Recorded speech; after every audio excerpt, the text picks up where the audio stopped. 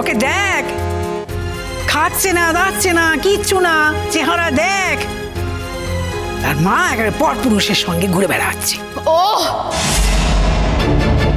আচ্ছা, একটু চুপ করো না গো। এতই যদি মিঠির কষ্ট বুঝতে পারছো, ওর দুঃখ বুঝতে পারছো, তাহলে ওর সামনে এই কথাগুলো বলতে লজ্জা করছে না? কেন রে, কেন কেন? ওর মা এই কাজগুলো করে বেড়াতে পারে আর আমরা কিচ্ছু বলতে পারবো না? আমাদের লজ্জা করবে?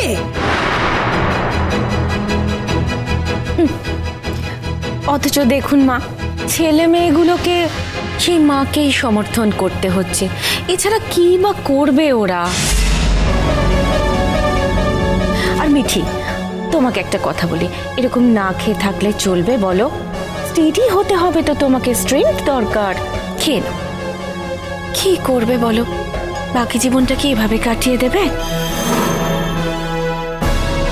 মিঠি, মিঠি খেয়ে নাও, তখন থেকে বসে আছি, 2 চামচের বেশি তো তুমি খাচ্ছই না, নাও। মিঠি মা, আমি খাইয়ে দেবো মা। দেখো, তুমি তোমার বাবাকে যতই ভুল বোঝো, আমি কিন্তু তোমার পাশেই আছি।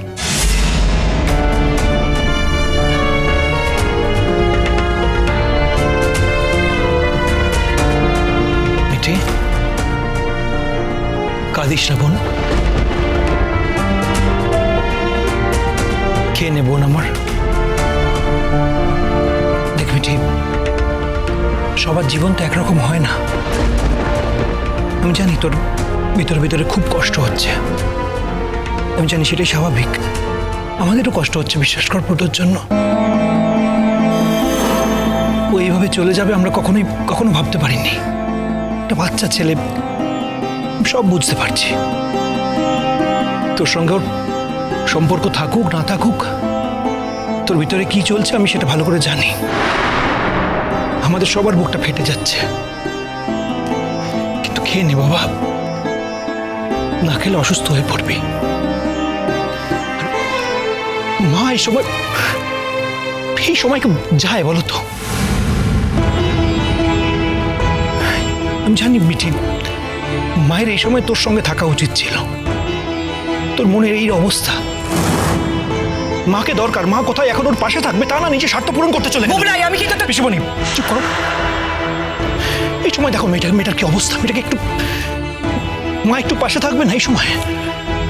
প্লিজ রাগ করিস না, প্লিজ রাগ করিস না। আমি জানি তুই হয়তো মনে মনে মায়ের উপর রাগ করছিস, সেটাই স্বাভাবিক। আমরা সবাই আছি তোর সঙ্গে, প্লিজ খেয়ে নে।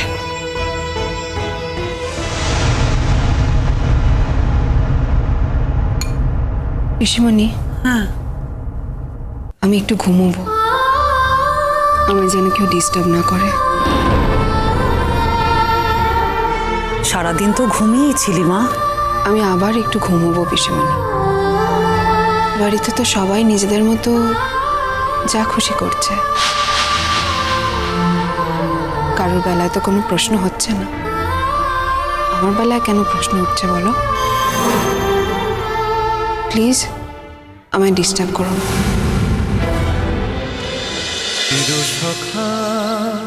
চিরসখা সোম থেকে রবি প্রতিদিন রাত 9টায় স্টার জলসায় ও জিও হটস্টারে।